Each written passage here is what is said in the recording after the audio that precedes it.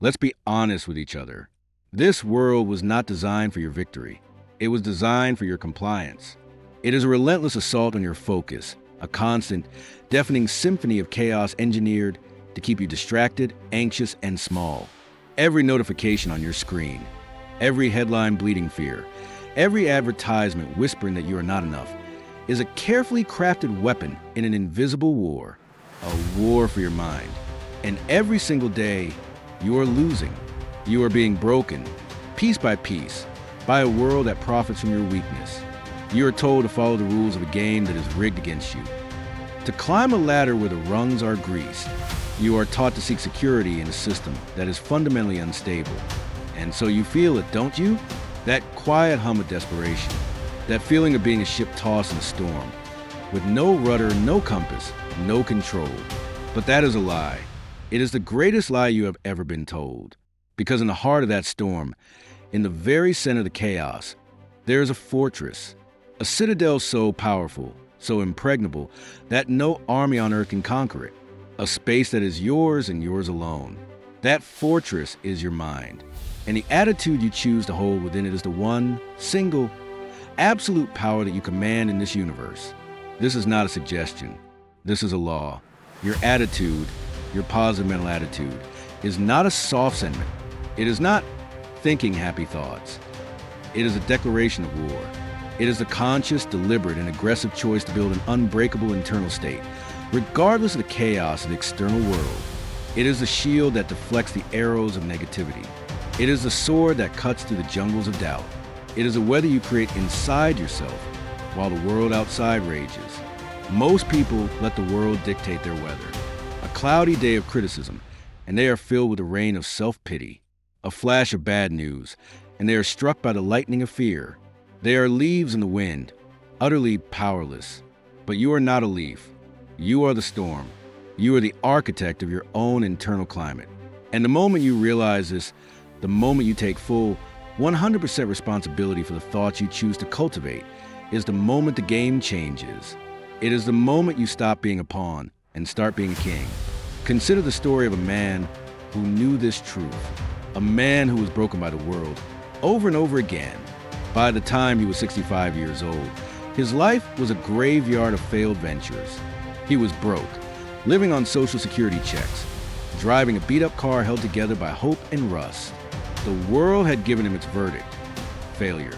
It had designed a life to break him, and it almost did. He stood on a bridge one night, ready to let the darkness take him. But in that final moment, something inside him, that unbreakable core, asked a different question. Instead of asking, "What has my life taken from me?" he asked, "What do I still have to give?" That man was Harlan Sanders. And what he had to give was a recipe for fried chicken. With that single shift in attitude, from a victim of his past and architect of his future, he got back in his car. He began driving across the country, sleeping in the back seat, walking into restaurant after restaurant with his pressure cooker and his secret blend of herbs and spices. He was told no. He was laughed at. He was dismissed as a crazy old man in a white suit. He was rejected 1,009 times. 1,009 times. Can you imagine the sheer force it will require to hear 1,000 no's and still believe in your yes?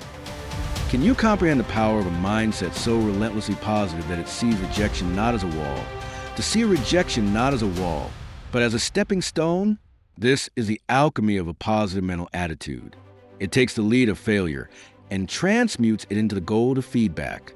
It takes the poison of criticism and turns it into the fuel of motivation. It is not about ignoring reality. It is about imposing your will upon it. Sanders was not delusional. He was a creator. He held a crystal clear vision in his mind of families enjoying his chicken, of a franchise spanning the nation. And he refused to let the world's current reality interfere with his ultimate reality. That vision, that definite purpose, was his North Star. It was the lighthouse that guided him through the darkest nights of rejection. Without that vision, a positive attitude is just wishful thinking. It's a ship with a happy crew, but no destination, drifting aimlessly. But when you fuse an unbreakable attitude with crystal clear purpose, you become an unstoppable force of nature. But a force of nature does not sit still. A vision, held in the mind with a positive, expectant attitude. It is a loaded cannon. It is aimed, it is ready, but it is a silent, powerless monument until a single, decisive action lights a fuse. And the name of that fuse, the simple, three-word mantra that has built empires and conquered impossibilities, is this: do it now. Do it now. These are the three most powerful words in the vocabulary of success. They are the sworn enemy of procrastination. They are the assassin of doubt. Procrastination is the rust that corrodes the blade of your ambition. It is the quiet, reasonable voice that whispers, later, when you're ready, when the conditions are perfect. It is the deadliest lie your mind will ever tell you. The perfect moment does not exist. It is a phantom, a mirage in the desert fear that you will chase until you die of thirst. The only moment you have is now. The only readiness you need is the decision to act. The architect does not wait for the weather to be perfect to lay the foundation. He lays in the mud, in the rain, knowing that the foundation is what will allow the structure to rise above the storm. Do it now is not a productivity hack.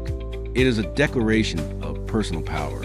It is the discipline to close the gap between thought and action until they become one and the same. It is a habit of the elite.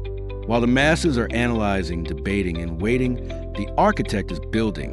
While the victim is complaining about the rules of the game, the creator is inventing a new one.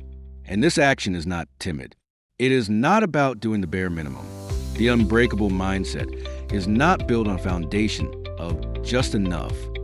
It is built on a principle that separates the good from the great, the amateur from the master. It is the principle of going the extra mile. The extra mile is a lonely road. There are no traffic jams there.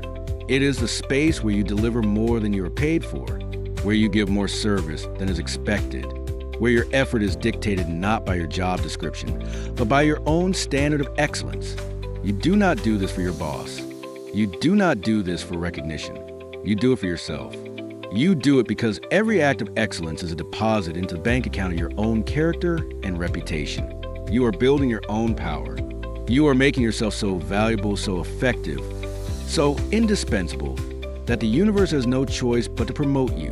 This is the secret of the man who started as a humble clerk and ended as a captain of industry, Andrew Carnegie. He did not just do his job. He studied it. He mastered it.